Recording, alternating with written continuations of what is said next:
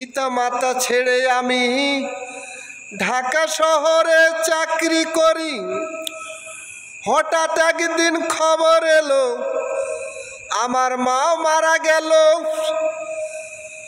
অফিসারের কাছে গিয়ে জানাইয়া বললাম, স্যার আমার মাও মারা গেছে, বাড়ি আমার যেতে হবে। দরখাস্ত লেখিয়া বাড়িতে চলিয়া হঠাৎ আবার ফোন আসিয়া কইল, বাড়ির পার্শ্বে বিয়ের অনুষ্ঠান। কি করিব আমি ভেবে চিন্তা না পাই। আমি হঠাৎ একটা বুদ্ধি এলো, বাড়িতে অনুমতি দিলাম।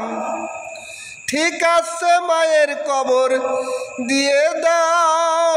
পরের দিন সকালে বেলা মায়ের কবরে দুহাত দোয়া করে মাটি যে দিলাম মুড়ে।